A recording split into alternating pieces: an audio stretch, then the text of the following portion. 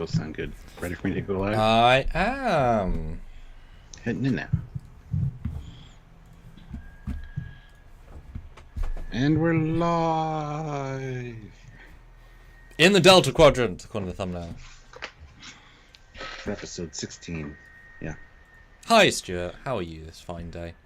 Good. How are you? Pretty good. We are prepping for filming this weekend, Stuart. It's the last big one of the year. Now we've actually shown it. The last big shoot of 2021 was the Whale Probe giant film that we've announced. And the last one of this year is the Vija film we've announced. So, which is kind of funny because this is a similar cast for each. Just total coincidence. So that's tomorrow and the next day. Gonna be busy. I have pitched you the story in depth, to which you had some nice pre-scripted thoughts that made it in. What do you think of the full idea? It's fantastic. I'm so excited. It's gonna be great. You can definitely picture it, can't you? It's a very Oh yeah. I don't think. Hopefully your renderings live up to my imagination, but we'll see. I mean, let's say 65%. Let's say 70%. Let's say 70%. Let's go 70. That's pretty good, I think. Well, it'll be neat to see them delivered and shown to me. So I'll be like, "Yep, that's perfect. That's better than I imagined." And how much work? Just the audience gets a thought. How much work compared to my current shorts do you think that's going to be in comparison? 4 times as much. Holy shit. Well said. But as a man that likes the things in that, you'll have some feelings. I think it's fair to say throughout. Feels, don't hurt my feels. Well, yes. Casual Trekker, member for 14 months, the rank of Admiral. He posted this right away, pretty much when I scheduled it. Okay. One in the future is Chakotay, 2433, first contact with species, and then 2 separate mentions of quote unquote decades in their timeline post that first 50 years. So that's So that's at least 90, 50 plus 20 plus 20. Well, decade's only 10, but they say decades both time. Plural. Okay. So that puts Chakotay in 2473-ish at minimum. It's probably pretty accurate. Hard to say. Which is interesting, because if you take Picard time travel logic, does that mean he stopped existing as soon as they did season 3? Because that's after this. Maybe. He'd have to, wouldn't he? Yeah. But he came from a pre-Borg change. Picard season 2. Stupid time travel logic. Yeah. So the first thing you do, Stuart, is work out the rules for realsies. You make them consistent. You don't do what they did. Yeah.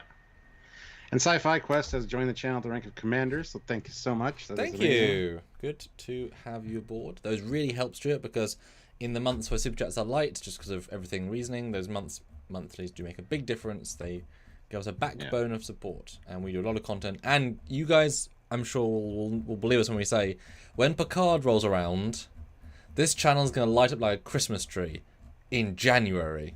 That's how bright. February. In early February, this post-Christmas tree will be real bright. So, yeah. Mid-February. It's literally at the 16th. It's the middle of the month. What I said translated it's closer to the end of the month, because February's only got 28 days. What I said, but exchange everything I said with the truth. That. All right. Yes. Ozzy though, $5. Please wake up Jankum Pog to clean and fix the warp drive. No, who? Sorry. Jankum Pog is up. No, sorry, you lost me. Who? Yep. Jankum Pog. Oh, for crying out loud! That needs to be like a drinking game. We'll do a live and see how many times you say his name if you drink. Ozzy throws in another $5, so thank you, Ozzy. Trekyards, please state the emergency bliss. The emergency bliss, you Super Commander Foley. I don't know what you mean, Ozzy, but there you go. Yeah, this will be a fun one to talk about. Probably won't be a full 2 hours, though, because we both have things to do, and I have couches scheduled to arrive.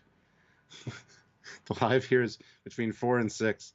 And when did they give the window for when the couches be delivered? Between 3 and 6. So I might have to run upstairs for like 10 minutes, just so you know, ahead of time. Everybody, I'm warning you now. But 24 people here, 14 likes. Hit that like button, guys. Yeah.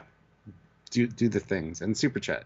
Ozzy's killing it today so far. Thank you to Sci-Fi Quest for joining the channel as well, and also Casual Trekker for chiming in about the Chakotay thing. Really appreciate those as well. They released the date for Mandalorian season 3. Yeah, it's February 22nd, right after Picard. So, funsies. Ooh, we got a poll. Yes, we do. Which flashbacks did you enjoy the most? Ooh, Rock Talk, spelled wrong. Hero, Diviner, spelled wrong. Kill Starfleet, 0, spelled wrong. Kazon Kidnappers, Jankum, spelled wrong. Jankum. How is 0 spelt wrong? 0 has an H on the end of 0 in the show. So it's not spelled like the name. I don't know that. I assumed it's a name, not. I assumed it was. Oh, okay. But he's. I don't know. That's what I've seen. Okay. I don't know. I didn't know that because I would not have assumed that, given the fact that it's the whole point. Yeah. Okay. Well, fine. 0 is spelled correctly. Everybody. Yes. I did one. I would have kept going as well with Jankum if I had more space. Yeah. Because that joke So go vote on the poll. Thank you. You want to share this, Sam? I do. We'll share away. That gives me a chance to tell you guys to hit that like button. We have 19 likes with 30 people here. We can easily get to 30. So hit that like button. And do super chat. We really appreciate those. We need them for the channel to survive and for us to keep bringing you the content, which is all free. Nothing is behind a paywall. So it's all available to everybody. But any support you guys can offer really helps out. Also consider joining the channel as Sci-Fi Quest did. That's, again, is like a monthly amount, which really helps us out, like Santa said, in the lean months or the lean weeks. Those make a big difference. They're kind of the backbone of the channel. So if you can help us in that way, please do. Or head on over to Patreon/Trekyards, where you can do the exact same thing, but on Patreon, which doesn't take as much off the top for themselves like YouTube does. So many ways to support us. Also check the links in the description down below. We have links to the Teespring and the TeePublic store, where we have some really cool Trekyards merch. So if you want to get some cool Trekyards stuff, because we got a lot of it, check it out. Go help us out that way as well.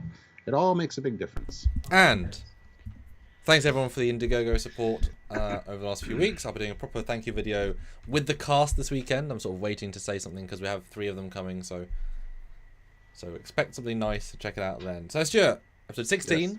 We have turned the tide into the post. Are they criminals? Yes, no, maybe. Point. We've now got exposition. We're almost at the end. We're only 4 left. It kind of feels like we're starting to wrap up, especially with the trailers come out. Do you like it more and more viewings after our instant watch? And how do you feel now? So I feel like now. I do appreciate. Yeah. I do appreciate it more and more viewings. When I first started watching it, when they got into the Rock Talk thing, I was like, oh my god, it's going to be an episode of this shit. And the Rock Talk one was a little too long, in my opinion. That was my note as well. Yeah, but the other ones were all right. They were short to the point. Boom, that's good. Plus some great visuals with the 0-1 and whatnot. So, but yeah, on further viewings, knowing what's coming up, it's like, all right, the Rock Talk one's still too long, but I know what we're in for. I just expected some of them to just drag on way too much. And that's the only one that really did. So yeah, I do appreciate it more on multiple viewings. Some very egregious mistakes, which on multiple viewings just gets more maddening. But it is what it is. I can look past those. So it's all right. It's not the best episode of Prodigy by any means, but it's not bad by any means either. So we got some answers. We didn't really raise more questions, but it didn't answer everything. And it kind of piqued my interest about a few things that I never really considered. So, yeah, there's a lot here to kind of digest, but I really enjoyed it. So, how about you? Well, one thing I want to call out briefly as a double win, I never thought I wanted until I saw it, is that in one brief moment, there's a Kazon and Klingon chatting on screen. Yeah. Yes. Didn't see it first time. Makes me so happy the second time. Because it's fine if they're both on the edge, but to be the same edge to meet, damn. Because Kazon, we saw the Trabe 70,000 light years in, so they had to travel 70,000 light years up until the edge. Those Kazon, man, though that sect, they went far. And those Klingons are right at the edge of the neutral zone. Oh no, anyway. Basically, that was real cool. And they show a fan film where Kazon and Klingon join forces, and it's just a confusing space battle. The Double K Coalition of Chaos. Ignore the fact that some are C and some are K, because Kazon can't spell. Everything with the K sounds like a K to them. Anyway, no, I like the episode. It's so hard to do this sort of episode because it's we want to have a break. We want to have a calm before the storm. We want to suddenly and inexplicably tell the audience all the backstories in one episode. So rather than doing it like one character per episode with a B plot, let's just do them all in one and get them done with. Very odd thing to do structurally, because you could have easily have had, like, say, B plots in 4 episodes. Instead of just shove them all in one. It's like, we know this is going to be the dragging backstory episode, let's just do it all in one go. Therefore, you've got to separate them out into basically 5 storylines. Rock Tox is, like I said, too long, could have had a bit more dynamicism with the costume choice, I'll talk about that later. Jankum was fun, silly and fun. Zero was lovely. Was great, can't fault it really. And the other one was... Oh yeah, Diviner was varied. Mistakes make it a bit harder to watch, but thematically it's good. Although, again, compared to last week, the pacing is a bit all over the place. To go from high stakes octane to let's chat in our quarters doesn't quite flow that well. You know? And also I noted the lady's acting is a bit odd sometimes. She's like, and you, Diviner, are here to do the thing! It's like, can't act like a person, my goodness. There's really few line choices. Most of it's fine, but a few stand out as being very...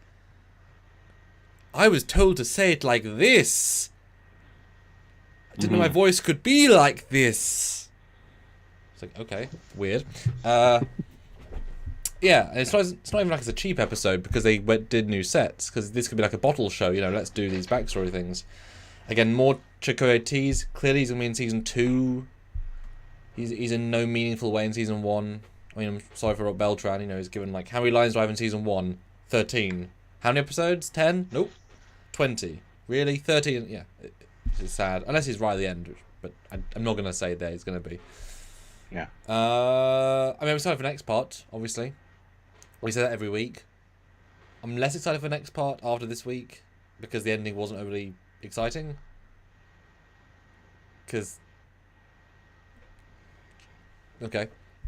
I don't know. It was good. It was a learning episode, not really a doing episode. At least they established they're in the neutral zone, not Roman space. That's all been put to bed. The map was wrong. It's what we thought was right. Just a bit weird. You got a lot of story to tell, Stuart. Wish they had more time.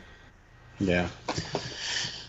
Well, good tea, nice house throws in $5. Thank you. It says Klingons and Kazons standing side by side still bugs me, given that it's just a few years since Voyager returned. Bolians with hair? What the fuck? The Kazons don't bother me being here. Like we said, many things can happen, and maybe did centuries ago. A wormhole sucked a fleet of them, or one ship full of them to this area, and they've had to make do with what they have. Whatever. General Grievous, $2. Tuscany Katsi episode references with the fight and sword. I did notice there was basically a mock time music in the fight. That was nice. That was a good remix. Different yet the same. So good job then. And it's funny. Normally, Flight Discovery, you look at the 8 writers and you think, oh dear, it's real bad. But it's so disjointed in that, like, clearly 2 writers did one story, 2 did another, 2 did another. You know, it works fine in this case. But yeah. Well, let's get into it. Just Janeway listening to some Chopin, and she's talks to her first officer, which he really confuses me. He's an Andorian that speaks like a Vulcan. He does. So I'm not sure what's going on there, but I do like his character. And we basically find out that we know who the kids are now. We can put names to faces. There's a wanted poster for the unwanted, which is kind of an oxymoron, but hey. And yeah, this leads to something at the end, which I'm very happy they finally got to. Janeway's smarter than this, and I'm glad she figured it out pretty quick. But also note table hologram. yes, yeah. Although, boy, these quarters are huge and desolate. Yeah. I mean, long since are gone are the days where they actually had to physically build a set that had to make sense. Like, this looks like a, no offense, kind of trash room, like, for this sort of ship. I don't know. I kept thinking that when they saw, like, the Tellurite set, like, no one had to build it, so they just did details everywhere, but that's not how Trek ever did details, because they had to build it physically, so the limitation was part of the joy. Doing anything, it kind of screams, well, you didn't, you know, there's just stuff for the sake of stuff. Yeah. I do like that she's got a model of Voyager there, though. That's a nice little touch. Next to her bed as well, but nothing else. It's a bit of a, like I said, I mean, it's not her ship, that's fine, like, she quickly took command, but, yeah, a bit barren. Mm-hmm. Mm-hmm. But yeah, the Andorian's great. He does a really good job, and it's sad because he's Chakotay chief, you know, second in command. So I wish they'd mentioned more, because he has no feeling towards Chakotay as far as we can tell. But he was obviously handpicked by Chakotay to do this mission. I wish there was some sort of storyline there, especially as like he got off the Protostar before it went into the anomaly. There's no guilt feeling. There's no any emotional link to that. You'd think that he would, you know what I mean? But he's just there to say things. Yeah, but I do like his character. I really do. Yeah, but it's not using him fully. But there's like 12 characters, so what can you do? Yeah. You know? So then we move on. They're fixing the auxiliary warp drive, not the main warp drive. Okay. Which I don't know if anybody noticed, but is it warp drive or warp core? Let me go back and check. I noted something. I can't remember which one it was, though. Auxiliary warp drive. Right. Sweet. Yeah. And there's the whole thing of don't blame others. We're all in the same mess. And Gwen's like, oh, he's just hasn't got over, you know, the whole augment thing. Augment thing? Mm-hmm. Who can top that? Well, how about your father hunting you? Okay, so maybe Gwen can beat me. Mm-hmm. And then they kind of go into their whole, like... story time. Yeah, because Zero kind of reads Rock's mind, and we get into that story. Well, I feel like in any other episode, they'd be all like, dude, don't read her mind. But I care about you. It's like, normally you'd say, well... And also, they'd also say that it's one day later than he found out as well. So, so there's a nice sense of lack of time has passed. And the Stanley says thought it was the proto-drive. Well, they hit the proto-drive nacelle, but I assume there's feedback damage that also impacted their warp drive. So I have no issue with that at all. Well, I very much assume you need the warp to go to proto-warp. Like, it's an extension of warp drive. So, yeah. I think you have to enter warp before you can activate the thing anyway. So, and I mean, if you could go to pro-warp at warp 1, why bother being warp 9? I mean, it's an extension of warp. So I assume you'd need the ship to be functioning pretty high end. So, but yeah, we get the first set of flashbacks, and we both, well, you made a joke and I made a double joke when we did the review originally, that it's Rock fighting in the ring, and you went to say Rock talk, and I joked, oh, you mean Dwayne the Rock? And if you frame this, actually, it feels very like the Voyager episode where Seven is fighting the Rock, because it's a Rock fighting a hero in a pit with people above. It's actually, I don't know if that's intentional, but the Rock is fighting in a pit surrounded by onlookers. It's a bit literal. Yeah.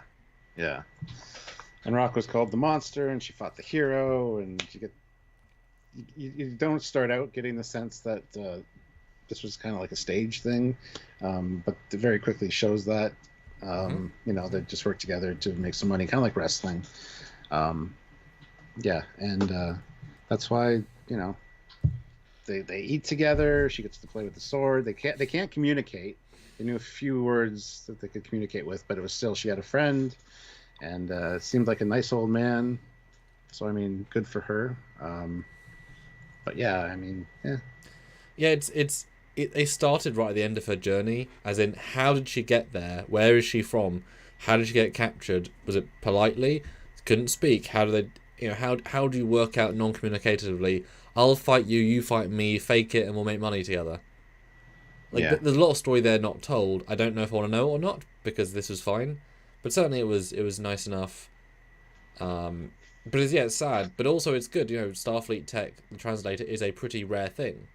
these are not backwater, but it's just edge of everyone, edge of the universe. So, yeah, why would you be able to talk to a rare species that this person's probably never seen before? Although, boy, to also imply, I suppose, that the lightsaber sword can't penetrate her body. That's what it's implied. If it was a joke sword, almost. Is that saying that she's got super thick skin, or that the sword is fake? Probably a bit of both, honestly. Would be my guess. Yeah. Yes. But then there's the little Cation that gets the sword. You know, she's like, people were happy to see us. Well, most of us. And then she came around the corner, and the little kid got scared. So. And there's the Kazon and Klingon, Stuart. They're hanging out. Look, there they are. There they are. Yes, they are. Did you ever think you see a Kashon, Klingon, and a Kazon? Oh my god, all Ks, all hang out in the same frame. No, Cation is C. Shh. A KKK. Oh no, it's the KKK on screen. Oh. No, it's the KKC. Don't even start. I didn't. I mean, there's been many jokes over the years that like the Kazon are basically the Wish version of Klingons. So it's kind of neat to have them on screen together. Yeah. And they're not at all reusing character models every single time we see them. Well, yeah, that's fine. It's absolutely fine, yes. But then, one day Rock just had enough, and kind of some silly shenanigans ensue. There's no fight happening, so there's fruit tossed in the ring, and tomatoes or tomatoes and things like that. So, and then it just kind of becomes shenanigan-y, and it's kind of funny. Get some laughs, and then she ends up being the hero, and nobody wants that. Nobody came to see that. So she had fun, but the other guy was sad because he knows that she gets sold. She gets sold to the Kazon, and let off, which is very sad. So yeah, it works fine. It's such a short story, but it's dragged on so long. It's the longest feeling because it's all sort of the same visuals again and again. As I said to you earlier, I think what would have fixed it for me personally is that because this is the idea, this is a fairground ride sort of thing, fairground attraction. If I know it would be more expensive, but I think it needed this. If every time we see the hero, they wear different costume, meaning one day it's Klingon hero be a Kahless costume and an Andorian version of Kahless costume, like each time different costume, because then it's like Klingon night, Herodian night, whatever. And so you could have visual variety with fighting versus just the same model fighting the same. It loses its visual charm because it doesn't change. It's not a bad thing. It just loses the ooh factor pretty quickly. And I was kind of worried that Rock was going to actually hurt him, but it all kind of stayed quite cute. Yeah, General Grievous. No, it's not the same kitten from Tarzal Nor. That was a different color cat. So. Anyway, at the end it's funny because it's like, oh, don't be sad. If this didn't happen, we never would have met. Like when she's talking to Murph, so makes sense. Things happen for a reason. So I would like to have known though if this was meant to be like the same day your monster went nice once, let's sell them, or if this was a multiple thing. Because there's a weird pacing issue of and now sold. It's like, okay, that's a bit abrupt. Yeah. Now, is it actually a Bolian, do you think? Because I didn't think it the first time, but I thought it the second time. Who's a Bolian? Blue guy. The blue guy that sells. It's a brand new model, so it's new. To the same Kazon, though. I never got the sense it was a Bolian. But he has got a line in his head, though. Does he? Okay, well, there you go. I mean, I'm not against Bolians having hair. The lady had hair. No, me either. Did the lady have hair in TNG? Believe so, yes. Yeah, she did. Yeah. Yeah. It's just such a weird, like, predator look.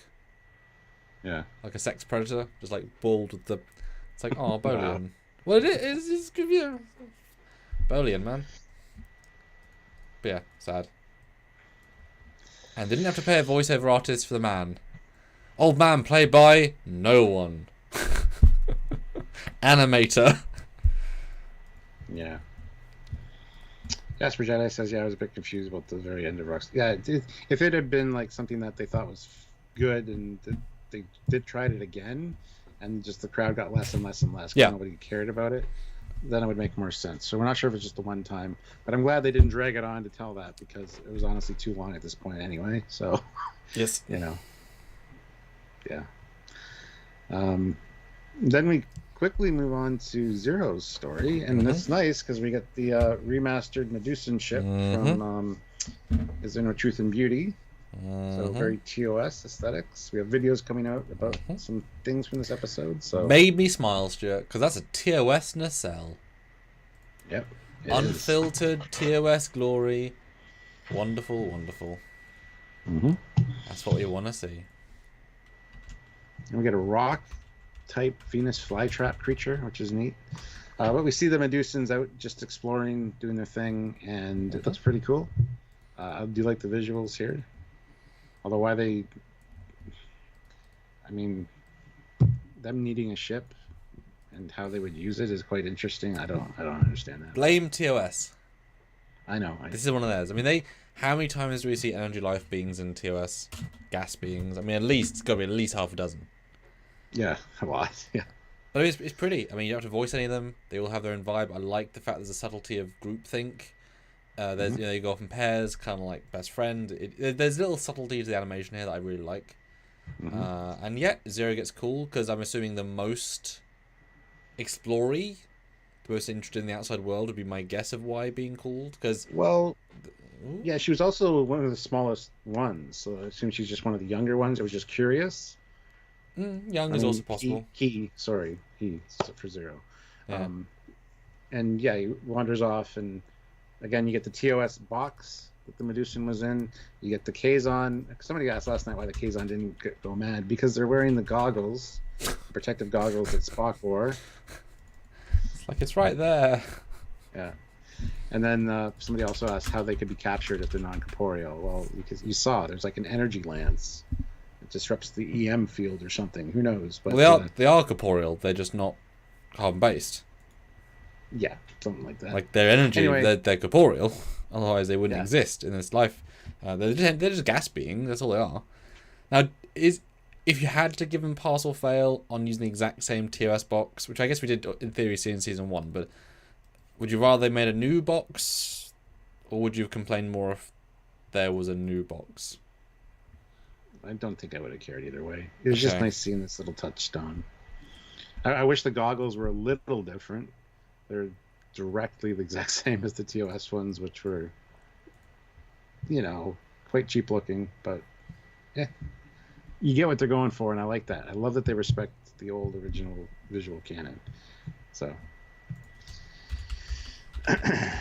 anyway, yeah, Zero gets captured and delivered to Gwen. And that's a nice transition from her touching the box to I'm sorry, Zero, I didn't know. It's a very nice transition, yeah. Yeah. But the other Medusans just bugger off in the ship.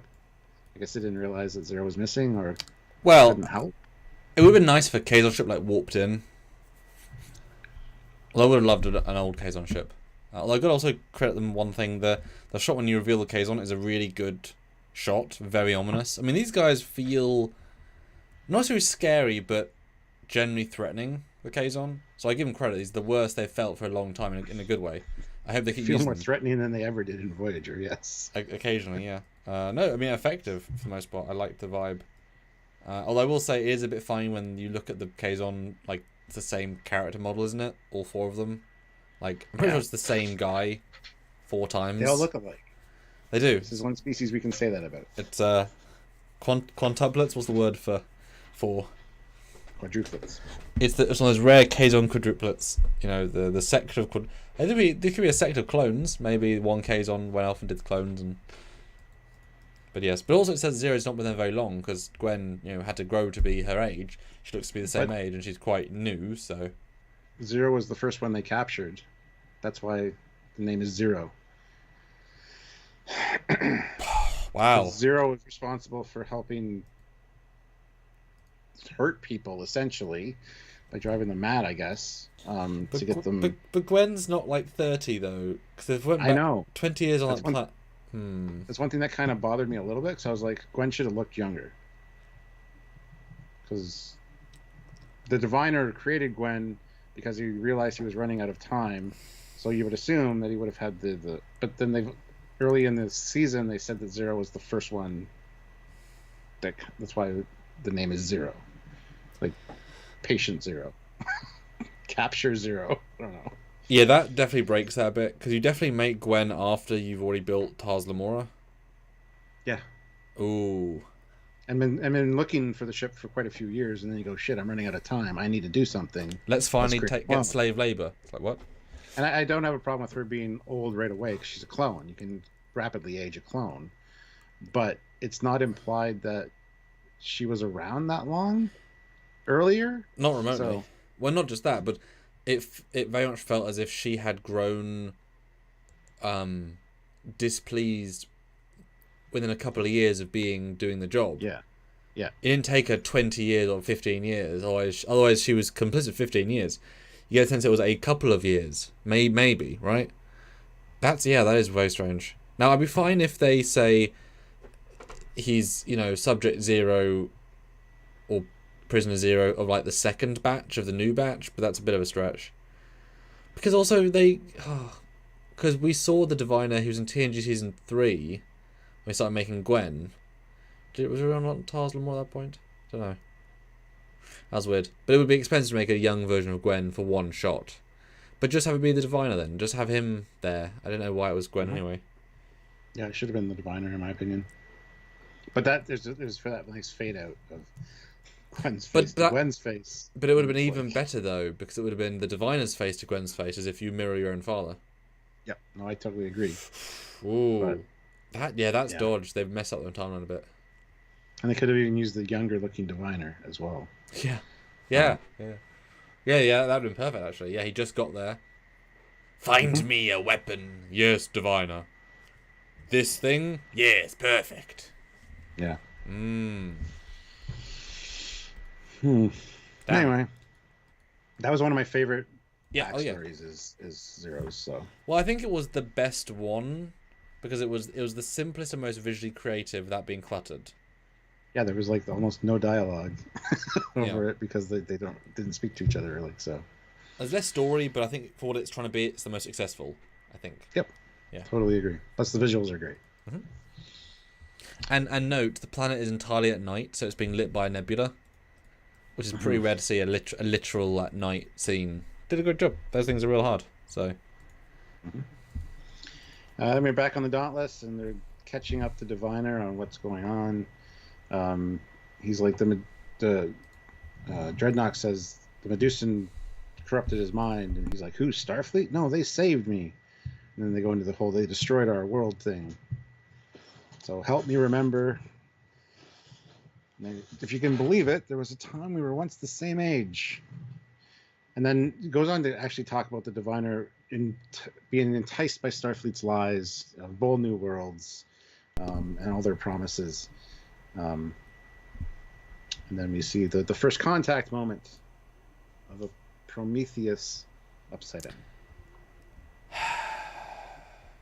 Yep. As a fan of this ship, Stuart, and as a fan of this show, as a fan of this moment, the idea of this moment, to see them accidentally make a ship upside down is a bit weird, because if this is the official moment, the entire catalyst for everything here, for Gwen being born, for Rock Dot being kidnapped, for all this stuff, and they don't proofread this scene more than once to notice the ship is upside down. What happened in production? This is not intentional. This is an absolute production goof. And in fact, I was saying to myself earlier. You were saying myself. I was saying they could flip it, right? But no, because of the lighting. But actually, no. They did. Look, it is flipped. The sun's coming from the right for the people, but they're being lit from the left from the ship. So this must have been a render the right around, and they flipped it afterwards. Because look, the lighting doesn't match.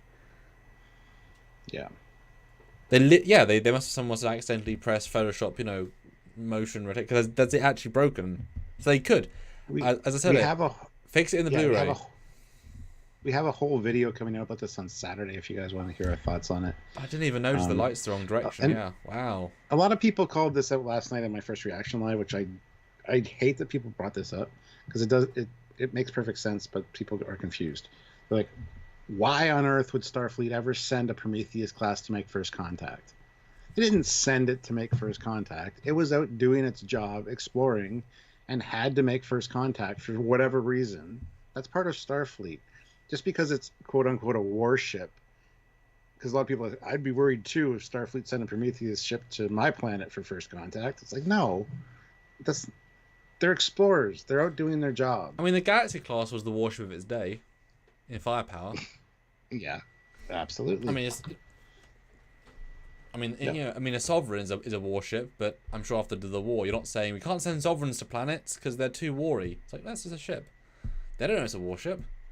And it's not even a warship. It's necessarily just a tactically able long range. It's a long range mission ship.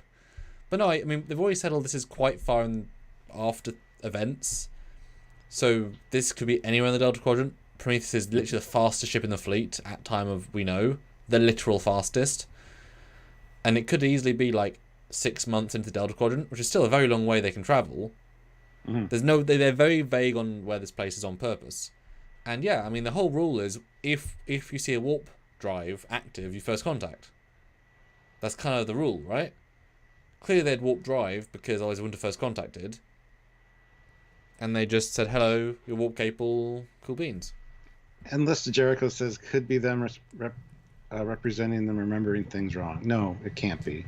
But why make a mistake just symbolize they have wrong brain? Like, most people aren't going to know that. You have to talk to the writers to say, oh, we intended that mistake, so it would be implied they make things wrong and they're no, just do it right. Yeah, Aaron said that last night when he joined the live. He's like, maybe it's just showing that can't be trustworthy because her memory is not. I'm like, that's not. Come on, Aaron, be straight. Finally admit it. It's just literally a mistake.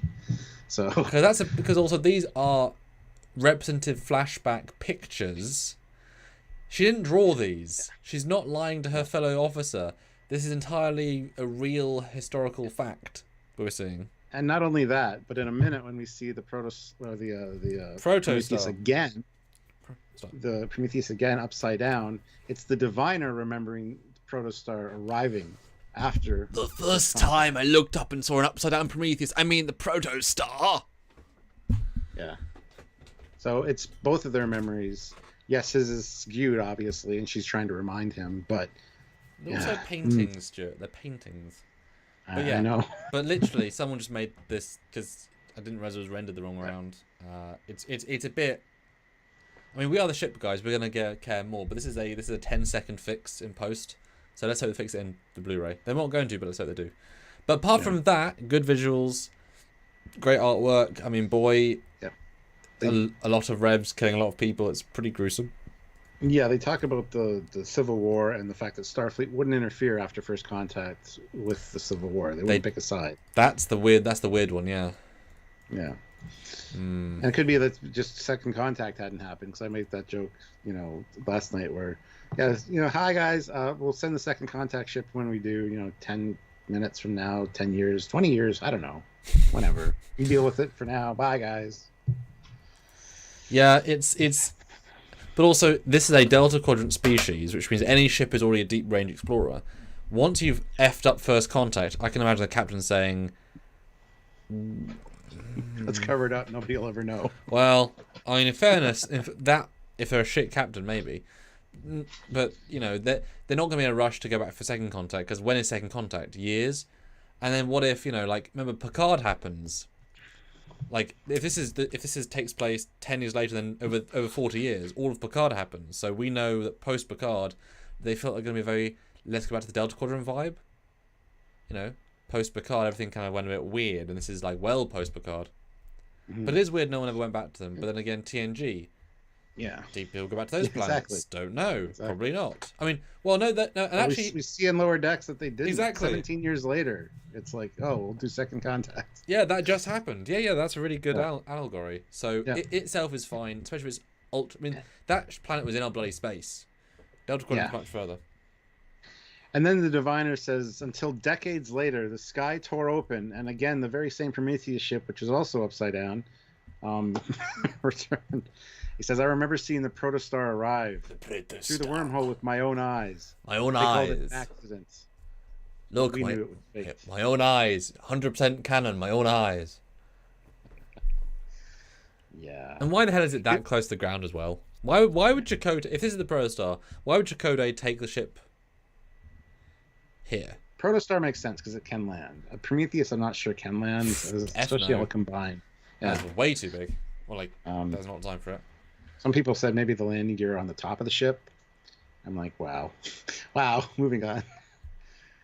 Good tea, nice house, throws in $5. Thank you. Dear Samuel, there is no upside down in space. Maybe they were going to realign within the planet's atmosphere. Winky face. I hope that was being facetious because that's just stupid. Dear good tea, nice house, there is an upside down in space because the camera's perspective. So we're telling the audience where is top, where is bottom. Both are fine, but you're telling the audience this is top, this is bottom, and no one wants to be the bottom in the situation. Moving on, Yep. Brandon Carell, $10. Thank you. Happy Friday, guys. Happy Maybe I missed it, but what is the Vonnegut species' normal life expectancy? Curious, as the diviner said, he had to extend his life as he had been there almost 20 years-ish. Not sure. We honestly don't know. Hard to say. He seemed, I would say, in his 30s in the flashback because of how young they were playing him. Yeah. Add 20, add 20, add 20. So he's going to be in his 80s, I would say. And he has to obviously be fighting fit. So I assume in his 70s he was feeling a bit old, hence went in the goo. Then life's... we're a little bit shit in our 80s. So yeah, I would say about 80 to 90. And if Gwen is a teenager still, so let's say 19 at the oldest... Mm-hmm. Damn, he waited a long time before he decided that he needed to make a progeny. So well, no, only like 2 or 3 years into Delta Quadrant, but you got to add those 40 years of chaos. I mean, he's pretty. Yeah. I mean, they seem humanish lifespan, which I'm fine with. I'm excited to see how the young one looks, the new lady, because she's obviously way more spry. Which is real sad. It's like you were, although only 20 years. No, she's not that young because she'd already been in a. If they're the same age, she'd already been in her 60s and then add 20. So I guess not that much younger. But anyway. Yeah. Then we get the flashback to Chakotay where the ship gets boarded. I love his second in command or whatever, the bird creature. Bird person. I love the color. I love the colors. I love the look. Looks great with the uniform on. Mm-hmm. I'm not sure if it's an Aurelian because Aurelians have really big wings. So unless he has his wings clipped or folded into his uniform, he's probably a different species than Aurelian, just so you guys know. But we get the whole exposition about the temporal anomaly, the Power 543 fan film on YouTube. Please go look it up and check it out and watch it. And it's the same temporal anomaly, in fact, that screwed up Chakotay here. So that's canon. You just don't know it yet. Yeah, I should do temporal anomaly remaster and just have him to cut. I've done several, just cut to Chakotay saying temporal anomaly or diviner. Now this was oddly dissatisfying and satisfying. This is the scene from the log where one of their heads comes in, but it wasn't quite as epic as I was hoping for after what's been maybe a year of waiting. It was good, but it was what we expected. And just to note, this bird person was actually in the christening ceremony. He was there in the background, so there's a bit of consistency. But I like the fact that we've now ascertained these dreadnoughts are phaser, at least stun resistant, which is going to be, I think that's going to be very important later, and take the ship instantly. And it does feel like, I mean, they're obviously not planning for this sort of, we're going to get attacked by races that we can't beat with tech that is significantly more advanced in terms of this stuff. I mean, we don't have robots like this. We have data. We don't have transformers that can go. Data can swim sometimes. This guy can shoot laser beams out of his hands. So these guys are pretty damn advanced. And we know that their ships can go warp very, very fast. So, I mean, imagine as often things. Of course, he got totally decimated in the future. Yeah. Great shots for landers, though. Really good scale. This thing's a tiny ship. It feels giant and epic. So good job on them for construction here. Mm-hmm. And they go on to say that they weaponized the ship with their last surviving construct. Yes. So their mission was to send this ship back in time. Gotta go back in time. and destroy Starfleet before first contact was ever made, so none of this ever actually happened.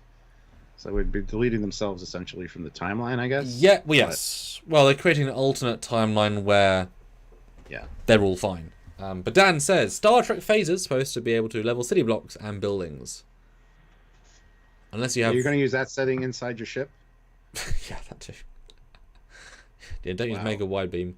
But also, you build to the weapons you want to fight. If they're trying to, if these guys need to fight against phasers, you build them phase resistant armor. You just absorbs energy. Dan, you say that, but they're also supposed to have super wide beam, and then you get the Battle of AR-115 or whatever the hell it was, where they're just like, oh, I ran out of ammo. I ran out of energy for my phaser.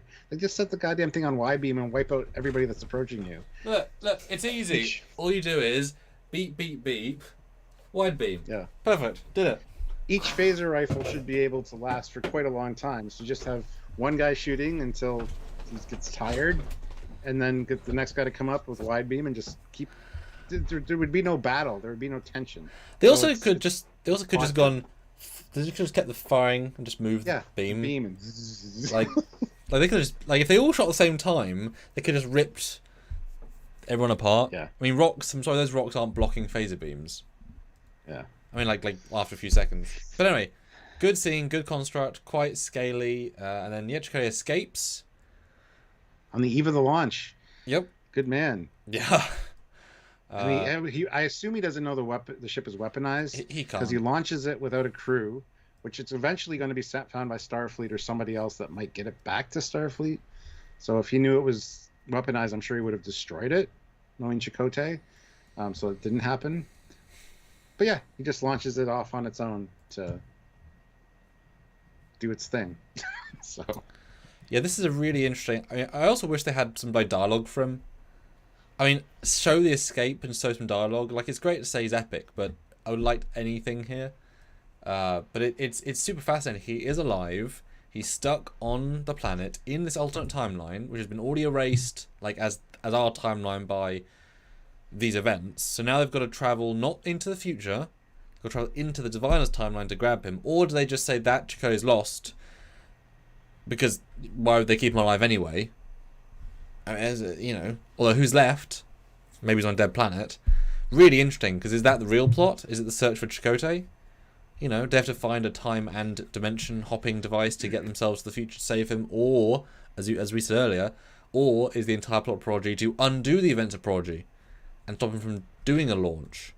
Because you don't want to undo a TV show. Yeah. Bit wasteful, then, isn't it? Or is it not about Chakotay, in which case why the hell make him a character that people care about? I just saw some dialogue that confuses me now, because it says, well, is it though? I don't know. On the eve of our launch, Starfleet prisoners unable to board or deactivate the weapon, they had one last resort. That implies that Chakotay knew about the weapon. So him launching the ship is almost a bad idea. Like I said, if Starfleet ever finds it. Unable to board or deactivate the weapon, he decided to launch the ship back in time. Okay, I'll be with you in a sec. Just got another big message from Nim, which I've got to deal with. 1 second. Okay. It's been my good reminder for me oh my God. It's a good time for me to give you a reminder to hit that like button. 33 likes, 47 people here. Let's try to get to 50 likes if you haven't hit it yet. We're almost at a quarter of our minimum for the live, so if you guys can super chat in, we'd really appreciate that. We want to hear your thoughts on this one. But yeah, please help us out any way you can.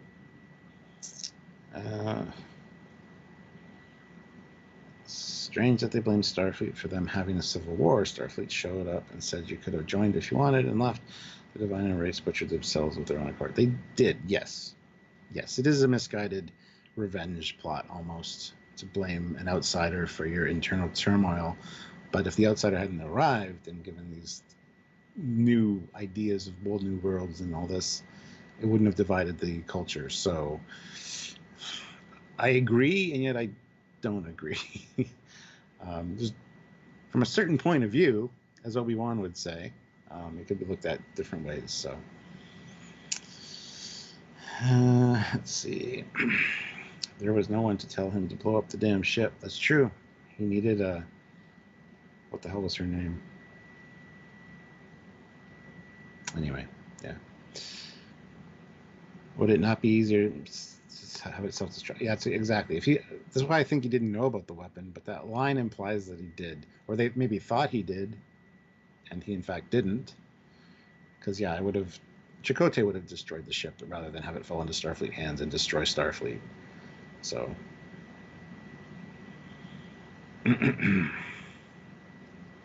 yeah. It's one of those...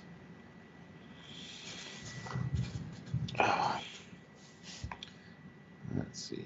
Chakotay would have sent the protostar into the nearest star instead of the time anomaly.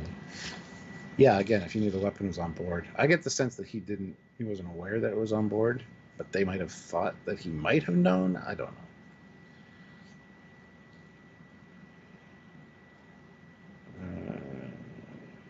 General Grievous says technically blowing up the ship wouldn't destroy the construct. They could put it on one of the group of 12 ships and contact Starfleet that way to infect their ships. I mean, that's the other thing, right? You go out looking for Starfleet saying, we need your help. Starfleet's suckers for helping people. All you have to do is establish a link with them, have them answer hail, and then use the weapon that's on your own ship to infect their ship. But if that ship gets destroyed because of its own making, which we saw with the communications relay, and it goes no further. So I don't know.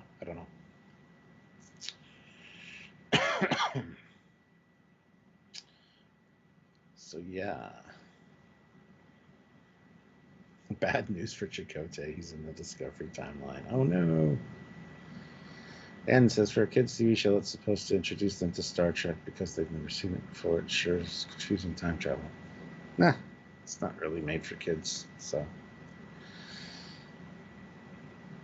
Raj says unless someone from the 24th century rescues him and his crew to send them back to their timeline.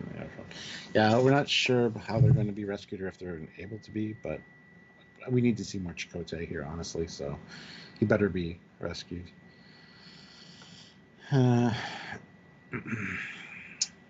Yeah. Pumpkin Spice, Rev 12, a religious passage from the Bible, like Rev 19 from the last crap Transformers movie. While later they show that 100 Rev ships were launched, the last of their fleet, with one person and one dreadnought on each, and most got destroyed. So, but yeah, we'll get there when we get there. And in the game, Star Trek Prodigy, Supernova, there is actually a Rev 13 that they find. They find the crashed remains of a Rev 13, and there is a surviving dreadnought. So, but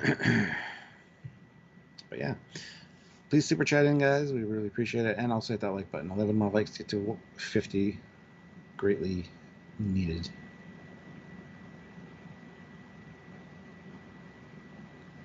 This is Jericho. Janeway just walks into her quarters rather rude. I disagree. She's an admiral. Plus, Essentia is with basically a guest, so I think it's fine. But yeah. And I do love his commander here, his first officer. That the bird looks really good, especially with the dark costume, the dark uniform. All right, sorry. Hello, everything got changed around a bit, so... Right, what was your original question? Sorry. The dialogue. The dialogue about Chakotay knowing it was on the ship? Was that what you were revealing? Being unable to board the ship or deactivate the weapon if he decided to launch it. But he could grab a pad from it to autopilot it. Why couldn't he just board it then? Or why couldn't he have them beam him? If he could fly the ship, why couldn't he have it beam him onto the ship? I don't know. Don't ask me, I just work here. It's a good question. Yeah. But as you say, so he knows he's sending a devastating weapon that could kill the Federation to the Federation. Isn't a job to the past. Well, you don't know that. It's a time travel. Clearly, they couldn't say when or where. So anywhere. What he says is, But no, I mean, like it could have been sent like yeah, any time in any time. I mean, the past, but the past of when could be like 5 minutes ago, 5 years. It's all very random. yeah. It seems to be. But yeah, why not destroy it? I mean, I know he wants to go home, but he's not going home because he's just sacrificed himself basically, and he might have got shot. I mean, he might have got killed and might see another Chakotay. Yeah, that's very nebulous too. Like he's there when it launches. They're all around watching it leave. You would assume that he would be taken down or captured. Recaptured, yeah. I mean, gunned down, honestly. What's left to take from him? But yeah. But the anomaly looks great, at least. Big frickin' anomaly, oh my god. I mean, revs are huge, so this thing, whatever causes this thing, is a giant temporal anomaly. And also, it certainly implied this thing didn't happen overnight, so this thing had to be in their orbit for, you assume, days, and all of a sudden was destabilizing when they send the ships through. It's a bit of a weird timing, isn't it? Maybe are they going through as disabling it? Has someone else done something, as we postulated, to cause the thing to break down? It'd be hilarious if after, because the construct was on board, the construct interacted with the time anomaly, the temporal anomaly, and made it collapse. So they actually destroyed their own fleet with the construct being aboard the protostar, but they don't know that yet. That'd be hilarious. Good job, guys. It's really hard to say. Yes, but that's true. The construct might have killed it. But yet we see several get electrified, but they're very nebulous on if you'll survive, destroyed. They definitely say that a few survived, so they're leaving it. More might show up. Who knows? And because 20 years apart, while being 5 seconds apart, tells you that anything could appear anywhere. Yeah. And we find out that she is the Vindicator. He is the Diviner. Yes. So self-made names. And there you go. That's a story of Solom, and then about some of the weird lines of, and I thought I was going to die. That's when he made the Prodigy. Progeny. Yes. But why? Why'd you turn against you, Stuart? I gotta make an ad. Oh my god. Wow, there was an ad. Wow. Yeah, so anywho, we find out that she arrived in the Alpha Quadrant 3 years ago, and let's see, she says, he says that's why you have an age. She said, I infiltrated our enemies, hitching a ride with the only person just as determined to find it as I was. There's a problem. There's some problems here, I think, because 3 years ago, Janeway wouldn't have been looking for Chakotay. I don't know how long he's been missing. Did she assume was there an Ensign Essentia that went through Starfleet that she took out and replaced, or did she create Ensign Essentia and falsified her entire backstory and history? Because you can't get into the academy, finish the academy, get on a ship in 3 years. You just can't. No.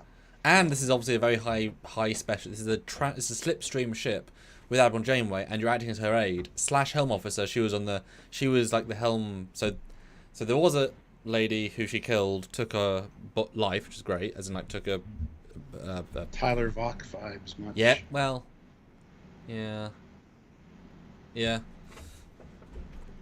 But they come from like 2450 technology, so yeah. But I mean, also, what was their plan? I mean, their plan was to cross their fingers they get close. They must have had like contingency of, well, if we are in the 99% chance we don't go back in time to the right place, we need to blend in, etc.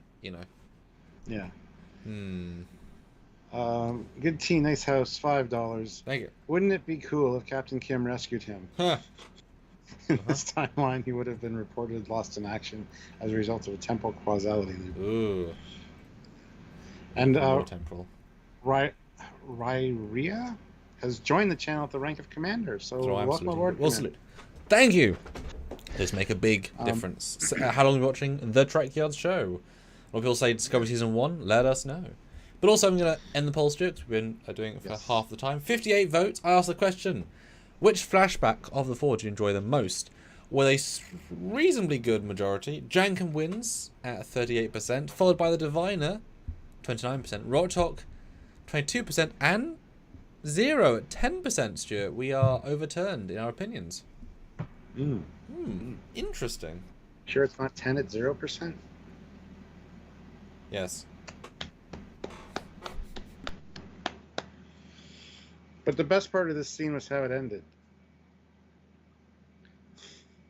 You broke the order, the code, to create a progeny. But why did she betray us? Because she met a boy. Commercial. That was kind of funny. I kind of laughed a little bit at that. Each time, it's funnier with the ways he says it. So, yeah. So, radical question now in the chat. Read it out and let's see if you have a reaction instantly. Which Chuck of the season is better, episodes 1 through 10 or episode 1 through 6, or 11 through 16? I'd say 11 through 16. Because the pace, I think, is picked up and is kind of accelerating towards the end of the season with the reveals and the way they're kind of wrapping things up quick. Things you think would last a little bit longer. So, yeah, a lot more visual mistakes and stuff in these last 6 episodes, though. So that's kind of a tough question. So go vote on the poll, guys.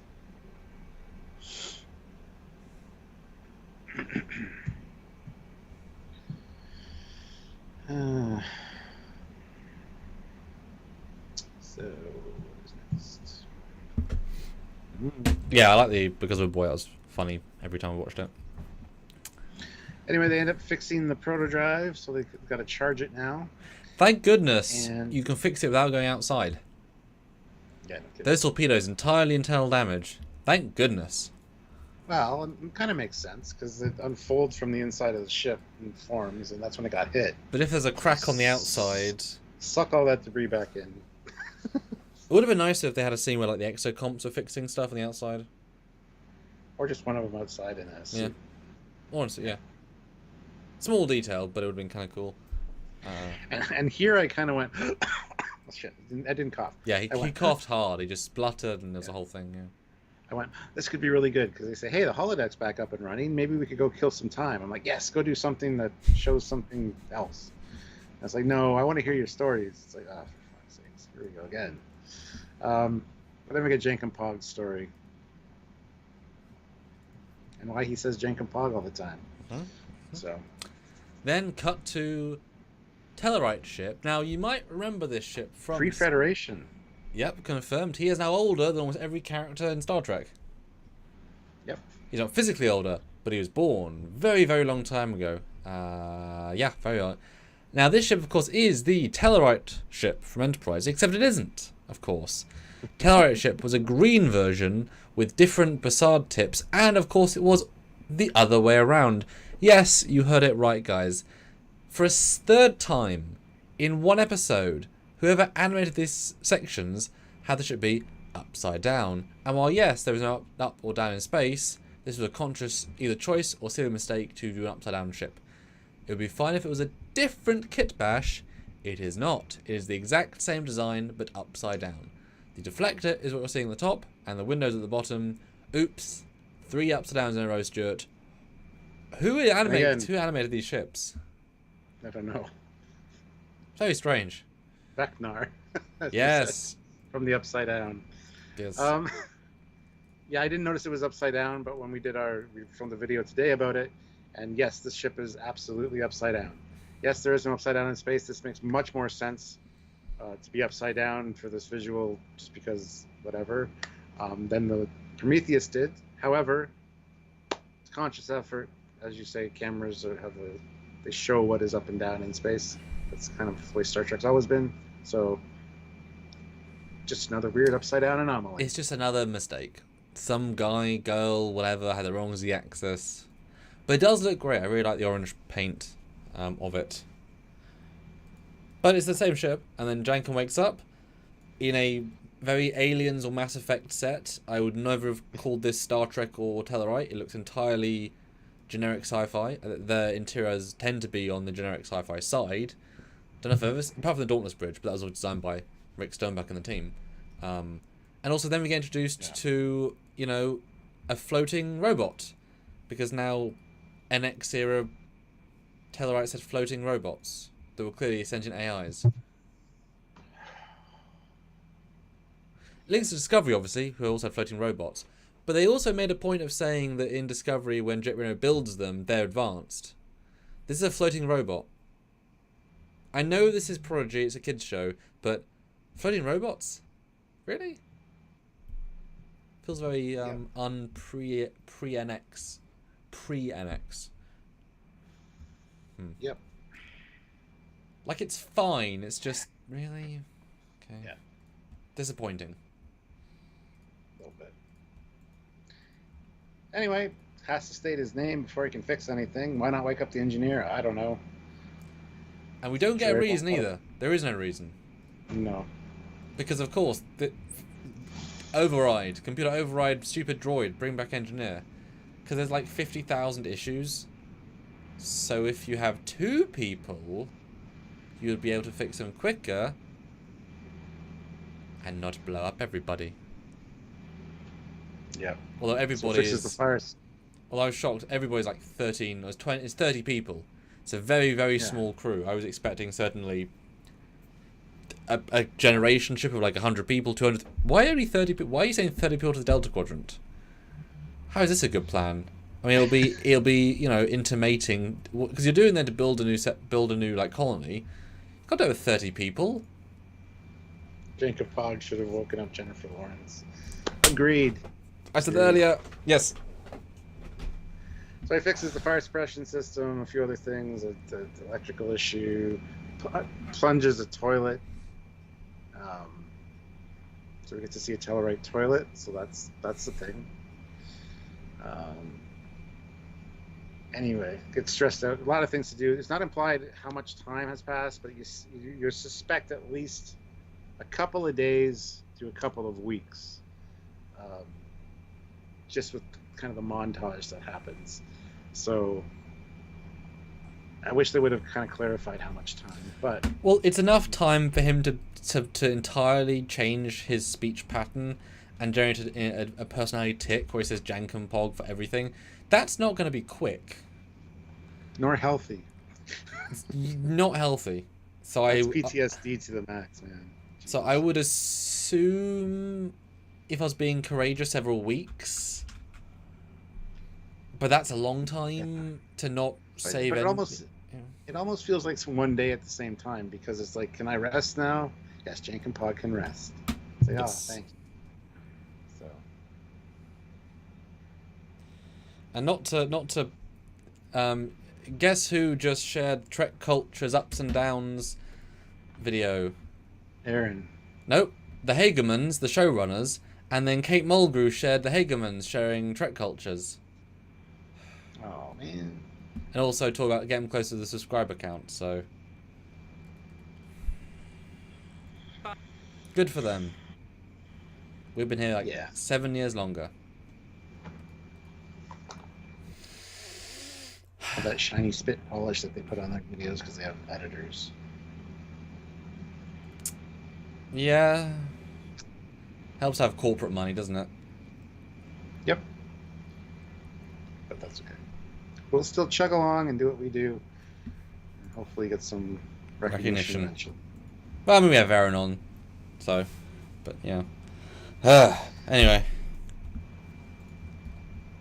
Anyway, Jankum Pod can't stay because there's a problem. There's not enough air after all the expenditure of doing all that stuff for 30 people. But luckily, there's enough for 29. Wow, that's stupid. Anyway, he sacrifices himself and says, you know, hey, I'll go so everybody else can live. Just when they wake up, just tell them, you know, have them yell at the name Jankum Pod to the cosmos as the... And the droid immediately forgets his name.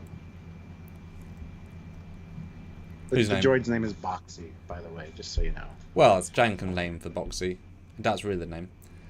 But also, Tara asks, someone educate me, why is a floating robot a problem? I really enjoyed that robot floating otherwise.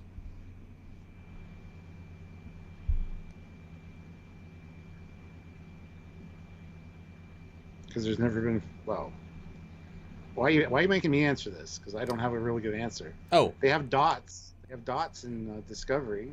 because Those float. yeah, because Tara, it's great, like lovely, but also if you have floating robots, this point in the timeline, they should have floating robots all the timeline, and they never did in TNG, so they should have, because I don't think Federation was saying no, let's not ask for Tellarite floating robot technology. They didn't exist on any ship at any point except Discovery, but we can ignore them because they broke all the rules. So it's just if you skip to the end of it's like if you imagine if you gave like Tellarites Warp 9 and all this tech in NX, then all of the technology improvement throughout all Trek would seem meaningless because they already had it. So this makes TNG seem shit. Like the Exocomp looks shit now, but that was brand spanking new and advanced. So by doing this one thing, they entirely devalue all of the other robot tech for all of the 50 years of Trek and all the eras. That's the problem. You have to be clever with this sort of retcon tech, especially with a founding member. It's fine for a modern show. If this was on Protostar, fine, whatever. But it makes Exocomps like total garbage. This is way more advanced than Exocomp in terms of like discussing, at least the ones on the Protostar. It's just a bad choice for, just breaks the immersion of the universe. And yes, Mektar 96, Pog is what they refer to as the runt of the litter on Tellar. So, Tellar Prime. But yeah, Tara Erin did show our interview and didn't get any views anyway, so we tried. But yes, they have a rather sweet moment. Launch the escape pod. I love the cute goodbye. Really like the escape pod. Really, really good mini design. And boy, immediately picked up that Kazon ship. I mean, I think it's implied drifting for days, but the edit's a bit weird. I thought immediately like you want to shoot.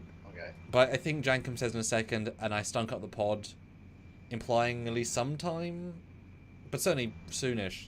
Because if the Kazon were that close to the mothership, they would attack the mothership and take it over, wouldn't they? So I'd assume the thing's floating for days or weeks. Yeah. I don't know. I mean, Jankum's a tiny guy. I mean, any food ration for an adult could last way longer for him. So I'd be fine to say he managed to hang out in pod for like 6 weeks. Yeah, and Zango76 says Nomad wrecked any hope for floating robots. Yes, Nomad could float, but Nomad was a construct, essentially. A combination of both an Earth probe and an alien probe. So it wasn't human-designed tech necessarily that had the floating aspect of Nomad, so... Yeah, well, specifically, that shows they didn't have them. Yeah, etc., etc. Yeah. But no, I like the escape pod. Real sad for the tractor beam, although it really changes the scale of the Kazon ship, because this escape pod is the wrong size for the ship, because it's the same Kazon ship from the first season, where it was... Which is very small. Very small. Yeah. But, I mean, the shot's good, because you can see it's a ramp. Like, you know how big that ramp is, right? This escape pod is way bigger than that, the way it's implied. Anyway, but see a nice shot. And then, yeah, he's like, and there we go. That's my job, that's where I got. We're all fine now. Yeah, then the whole, I guess we all have a past and a brighter future together. What about Murph? Murph? Thanks, Murph. And Janeway shows up to say, good job. The proto drive is charged now. We're ready to go. And, yeah, they fire it up, power it up. And they're like, what about... And Janeway again says, the ship is only as good as its crew. And they asked Janeway, what about Janeway? What was Janeway like before she was a hologram? This was an exciting moment, Stuart. Yeah, I was like, oh, good, here we go. There's something good. And all we hear about is Molly, her golden retriever that was the runt of the litter. And cut. But that's all right.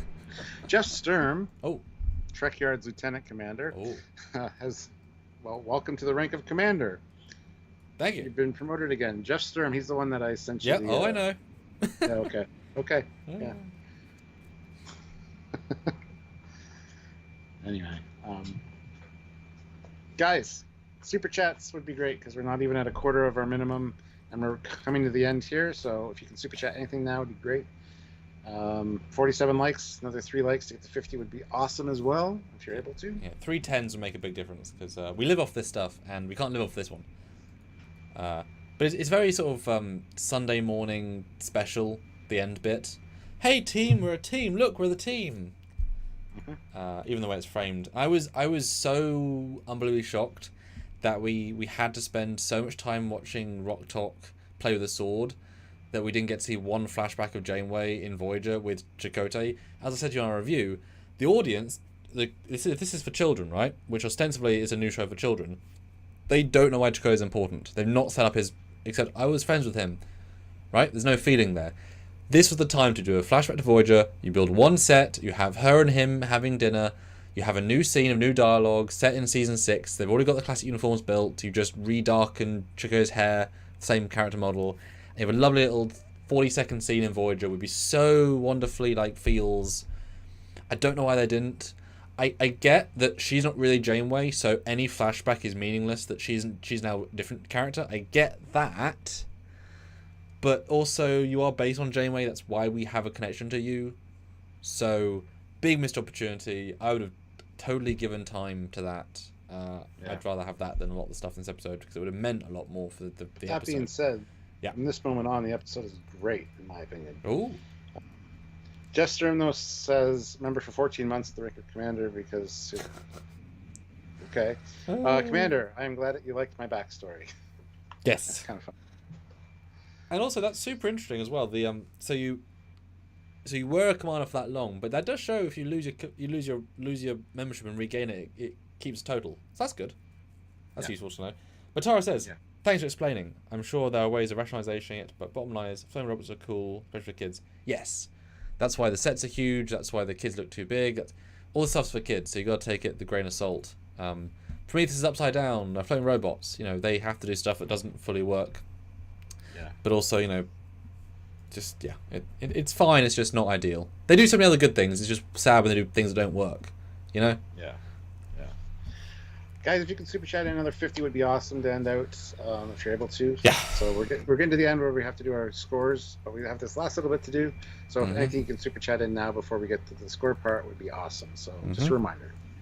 But here we get the whole kidnapped, sold, traded.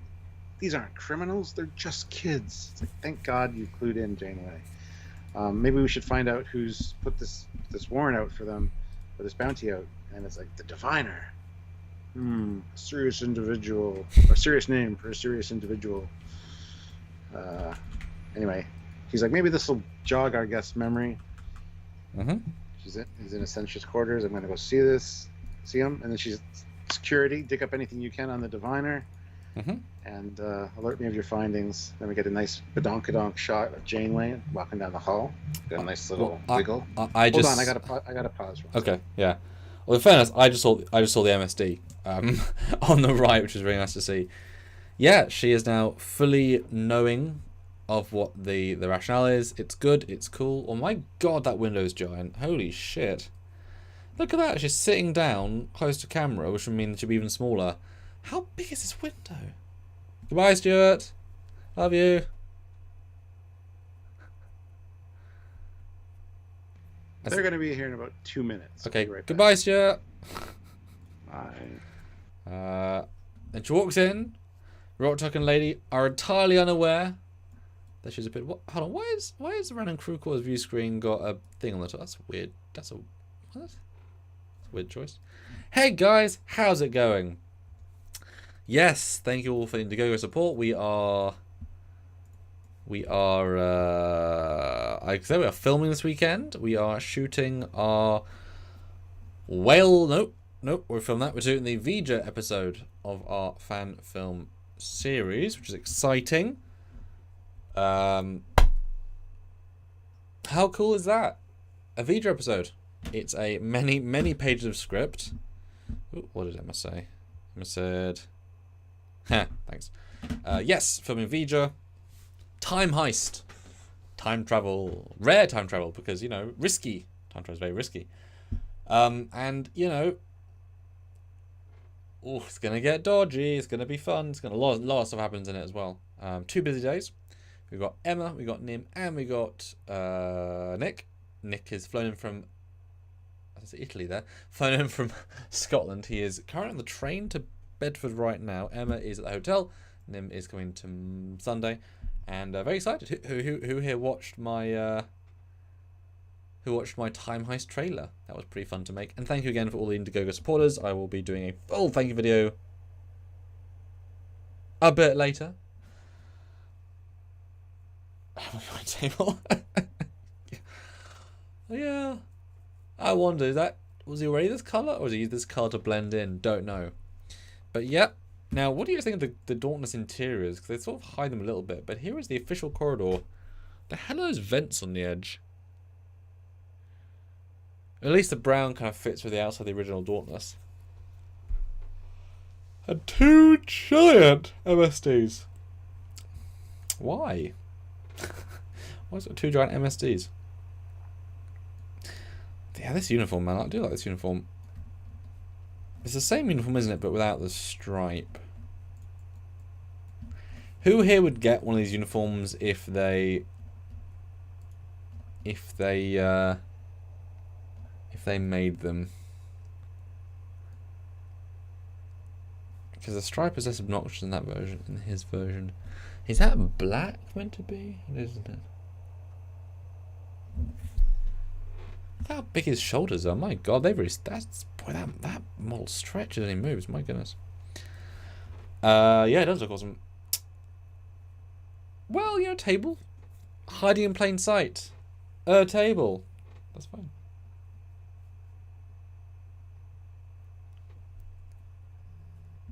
Tara says, potentially stupid question. YouTube is showing me that you did a show about the episode a few hours ago, but why 2 shows? So yeah, Tara, because obviously this is so basically we did an edited review that we try and keep under 20 minutes. This is our actual first reaction. We watch the episode and we review it within about 30 minutes each, so it's super raw, super fresh. That comes out on Friday because I have to edit it.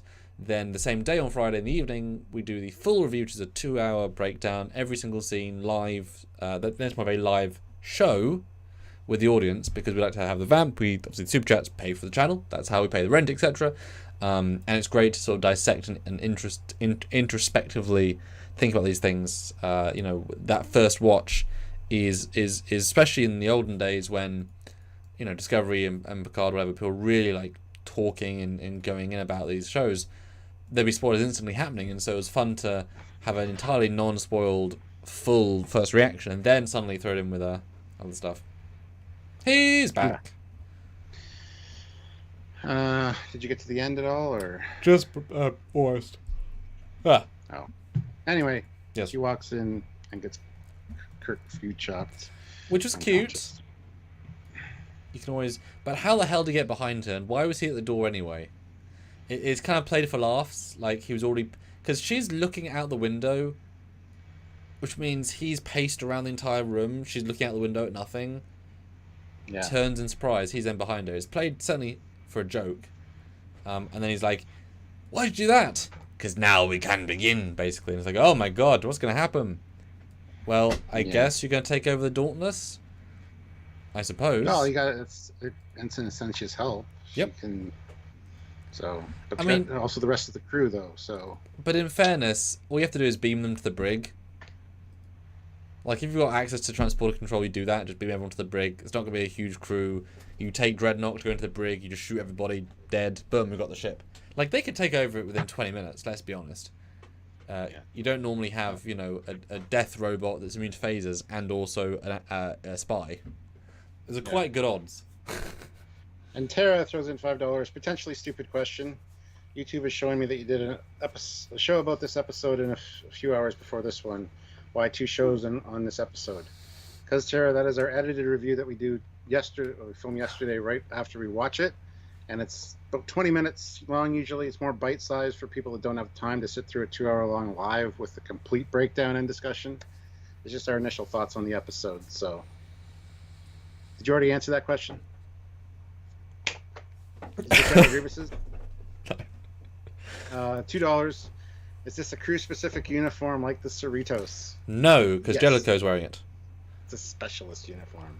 I like you got 2. You got the Protostar uniform, yes, both cadet and standard. Protostar uniform. No, I was talking to him. That was delayed. I was about the other uniform, and that's just the current one for their division set. But it's, Janeway's a high-end admiral, so is Jellicoe. So those are like arguably the current main uniform, which is exciting. I was saying, should I get one made? Was my So now I've got to officially add the comm badge in. but then the first then the Picard one comes back. I don't know. Daniel Grievous puts in another $2 and says, "Calling it now, Essentia will impersonate Janeway." I don't think she's able to necessarily. Yeah, I don't think she's able to. She's not a shapeshifter, but she can just change her. The implication is that changed her genetics briefly, or she like morphed into human. Her eyes were the exact. Yeah. Geotrop, yeah. So it can't really be Janeway. Yeah. Yeah. I mean, Dreadnought can impersonate Janeway. Janeway to bridge. Do something dramatic. Yeah. You know.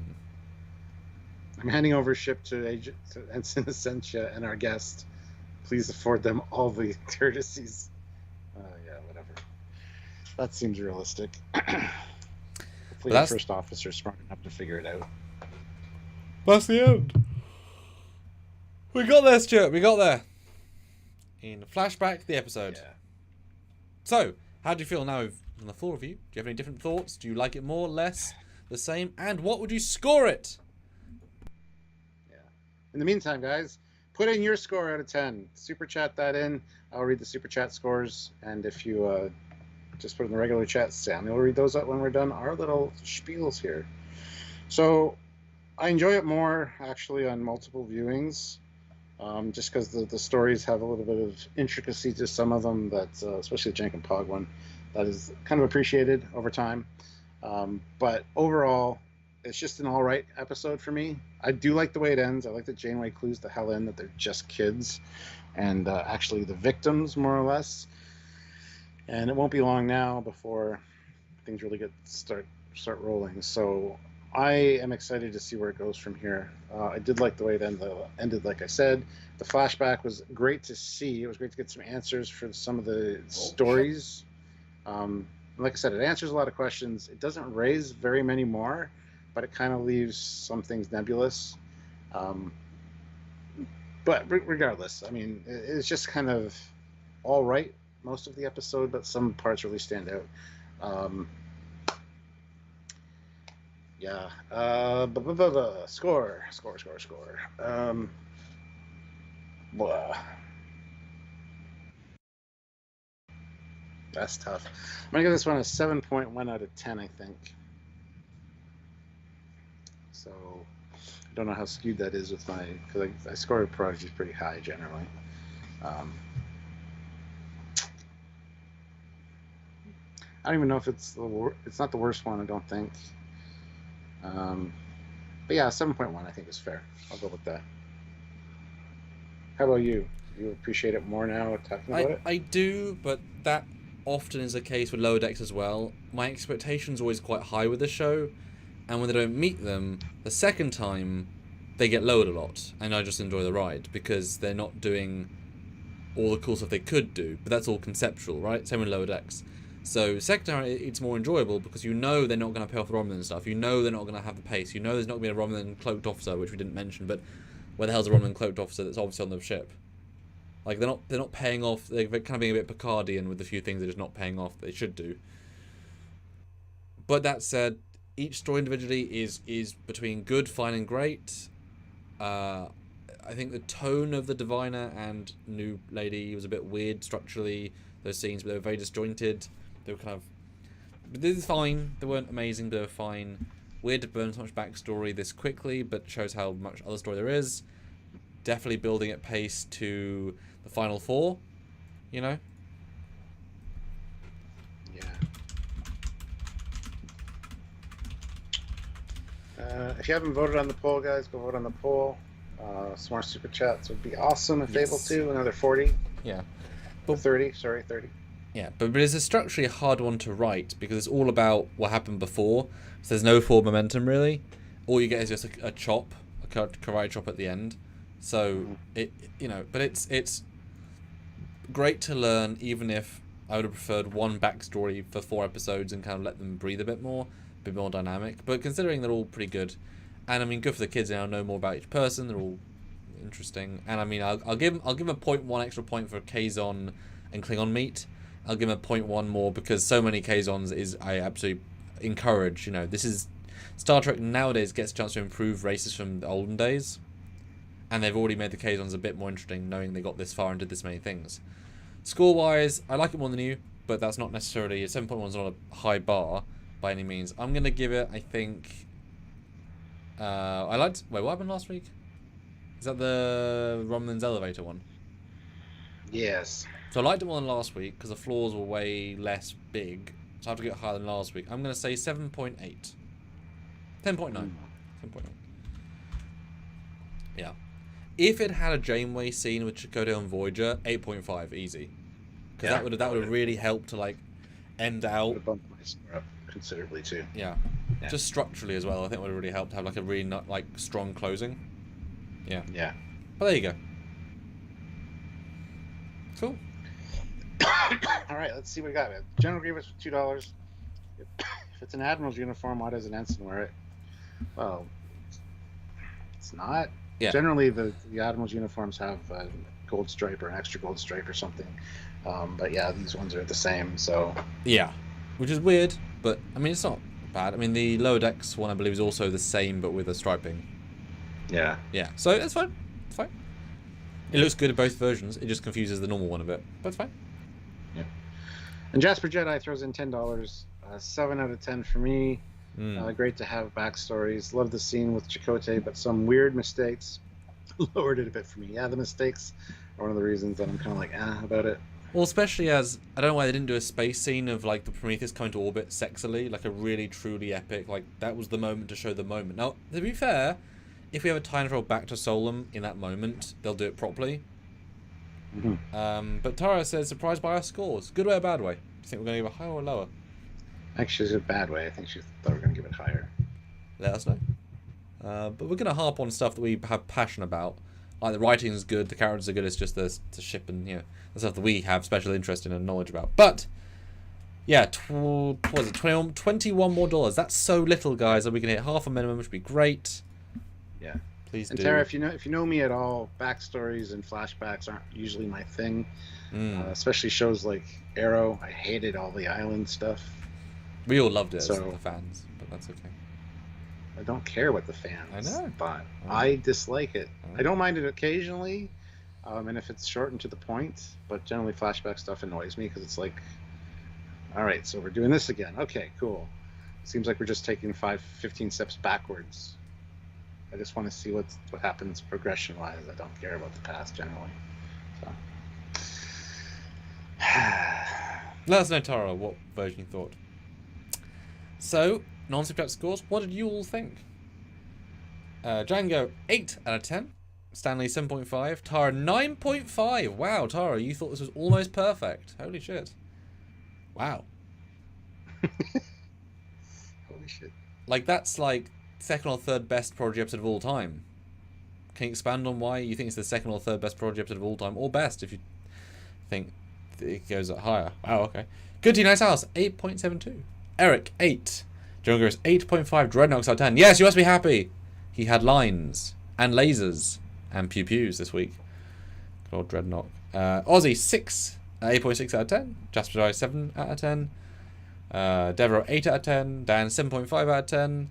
Steve, Dad gave it 8 out of 10. Thanks, Dad. It's easier when you know it's not ambassador. Well, hold on. I got to address something real quick. Okay. Andy Brennan says, I'm getting the vibe in these last 2 episodes as they're rushing through, wrapping things up. Lots of exposition and reveals. Do you think they're getting canceled sooner than expected? No. They wrote a 40 episode story. That's seasons 1 and 2, 20 episodes per season. They're not getting canceled. So, yeah, no. This is the most intentional Star Trek show ever made. Because no Star Trek show ever got more than one season written around the same time. Like TNG didn't plan season 5 and doing season 4. DS9 sort of did, but they certainly changed it as they went. So I mean, they did not know the Dominion going in. They didn't, that's all, Like they actually had 40 episodes of a story, of an arc. Plus they separated into 2 20s and 4 5s. It was that planned out. If anything, it tells you that the future is about the future content. They would need to burn through the past. Because the first 5 are about learning about the mystery of the past. Now we know what happened in the past, we can move in forward. But it's more just a structural thing of they took the first 10 a lot easier than they could have to let audience members build. Now they're like, okay, now you love everyone, we're doing it more full on because we need shit to happen in the next 20 because a lot of stuff's going to happen. Time travel, fleet battles, who the hell knows what. That's the exciting thing. You know, they have a real plan. And while they didn't finish fully writing the second season until after this whole reaction to the first season, the entire first 10 was in production, or first 20 was in production before they released the first. So this was entirely constructed before they even released a single damn thing. So this is entirely what they intended. It's the opposite of being rushed, which is why it's interestingly intentional. G.S. Tiller, how do you say it? Gestler? Where? 5 out of 10. A solid meh. Fair enough. Your dad gave it an 8 out of 10. I know. Donnie! Ozzy gives Donnie a 10 out of 10. Fair. Yeah, I thought the backstories were well done too, Tara, but I don't enjoy backstories. Rocks didn't impress me at all. Zeros was great. I love Zeros. And Jankum's was alright. It was pretty funny. So. And she points out that start from a 10 and subtract. So the only thing bad in this episode was the 0.5 for the art errors. Really, you start from a 10 and go back. I start from a 0 and earn up. Mm-hmm. Absolutely. I don't assume That's it's... Because if you assume it's perfect going in, should the expectations mean that to match that, it's got to be perfect? Because you're saying it's almost a perfect episode. So does that mean most of... So and this is not being mean, but so would you say almost all of TNG is like a 9.5 onwards? Because most TNG is better than this episode. Like, that's just because of story-wise. So it's almost... Also, all of TNG, for the most part, is a 9 out of 10. Like, even Season 1 should be... A lot of them have 9s, by that same logic. And some... I mean, you must have, like, at least 20 or 30 or 50 10 out of 10s for TNG. I mean, TOS must be almost all, like, 9s across the board. Story-wise. Well, she's not a TOS fan now, so... Remember, it looks cheap and it's sexist. We remember, Tara. Yeah, but you can't subtract art design when it's 50 years old from the 10. Otherwise, you're saying by default it loses 2 points of being old. Well, that's sad for any media. You know, then in 20 years, this will look old and crap. So if you get 9.5 now, you'll give it a 7.5. Citizen Kane is awful. I give it a 2 out of 10 because it's in black and white. Erg. But that's actually an interesting point, though. That means in 20 years, Tara, you would re-review this at a 7.5 because you'd lose 2 for looking old and shit. Just if you're giving TOS a negative points for being old. And your kids will especially give it a negative point when they're old. Interesting. Yeah. Versus you've got to take that out of the equation because obviously they can't affect that because they were brand spanking new at the time. Anyway. Jeff Stern says, you liked my backstory. It was nice and short. Yeah, exactly. Perfect. Plus, I was in it. It was amazing. Anything with Captain Foley. Oh, speaking of, that comic is like almost done, finally. I think. Got a message like a couple of weeks ago, the one we're in, that looks amazing, that I wish was quicker because that would have been great to see more of. Yeah. Yeah. We're going to be in a comic. Oh, yeah. Also, what do you think of Harrison Ford's de-aged indie trailer? I watched the trailer. I don't remember seeing a de-aged Indy. Yeah, he's like throughout it de-aged. He's both. Because you see him often swashbuckling and often not. And there's one shot where he's in a chair tied up and he looks like pretty good. The mouth looks weird, but... yeah, that's right. I remember that scene. Okay, yeah. Yeah, anytime he's not a very old man, Stuart. Well, I watched it once and I was like half watching it because I was walking through the house at the time. So. Oh, yeah, don't do that. It's good. I do that all the time. That's how I consume my media most of the time. It looked good. I mean, I couldn't tell what was happening. But that's fine. I mean, I always like films when they use de-aging, as you know, so don't limit him by being an 85-year-old. You know, use him as a young-year-old. Yeah. That's fine. Just, you know, is he a full CG face or a de-age? In which case, is it a stunt double doing stuff, like all of it, or is it really him acting? Because if he's acting every young Harrison Ford scene, then at least there is something of Harrison Ford in there. Versus if it's stunt guy with... It's like Mark Hamill, and obviously... He's never in the scene. It's a CGI face on top of a stunt guy who's then doing an AI voice. So you're not really getting Luke. You're getting Luke, you're not really getting Mark. But you're getting Luke. So I'd be interested to see if we actually get... Because he's so charismatic, you can't do it with an AI voice, I'd think. That'd be too difficult. Sorry, yeah. Tangent!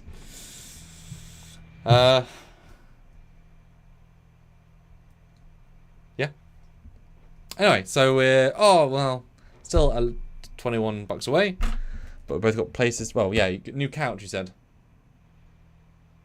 2 couches. Yes. Oh my god, where are they? Where are they going? Where the old ones were. Oh, what was wrong with the old ones? Upstairs and unwrap them and put them in place and stuff. So. What was wrong with the old ones? They were old. One had a rip in it. I had to fix one because the recliner thing broke. So it was just time for new ones. Plus, we got some really good Black Friday sale deals. So. Yeah, I got 2 20 TB hard drives for Black Friday. Nice. 2 20. I never had hard drives that big before, because that's insane. But I thought, you know what? It's like 40% off. I'll burn $700 American on them. But I saved $400 American, and I should be good for a while. Because boy, if I need to do 40 more terabytes, fucking hell. So many terabytes. Normally I shoot about 1.2 terabytes a day. So I guess it's only like another 10 films. Oh god. Well, let's sorry. Let's focus on the poll. Yeah, we got yes. 51 votes. Which chunk of the season is better? The clear winner is episodes 11 and 16. The second half of the season with 88%. And episodes 1 through 10 at 12%. I would still say I enjoyed the first half more, but my caveat is more episodes. I think there was more fun in 10. We'll do that poll again at the end of the season for sure. But I just think there was more fun in those 10 than there has been in these 6. And certainly way more mistakes, I would say, in this half. But also I think the payoff will be more satisfying. So, yes. Yeah. Anyhow, 2 new members during this live, which is amazing. Yes, seriously. So, do you plan on doing any bonuses this weekend? Sure. Yeah, probably. I might even do one tonight. We'll see. Late night, cool. And I think we've got some good fun topics for this week. I believe we may or may not be doing a Stranger Things live next week. Bit random, but could be fun. I thought you were kidding about that. I've got to brush up on season 1 and 2 again. No, I wasn't kidding, because it was a good show. Yes. I mean, maybe.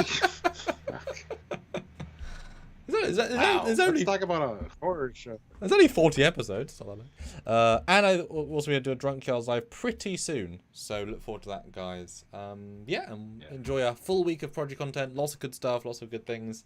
Have a great weekend, everybody. And wish me luck for filming, because I'm going to need it. There's a lot to do. And Nick is actually on his walk right now to the house. So, nice. Stuart, have a great weekend. I'll see you on Monday. You too. Thanks, everybody. Yeah, everybody else have a good weekend as well. Until next time, he's Commander Cockings. He's Captain Foley, and that was Captain Chakotay.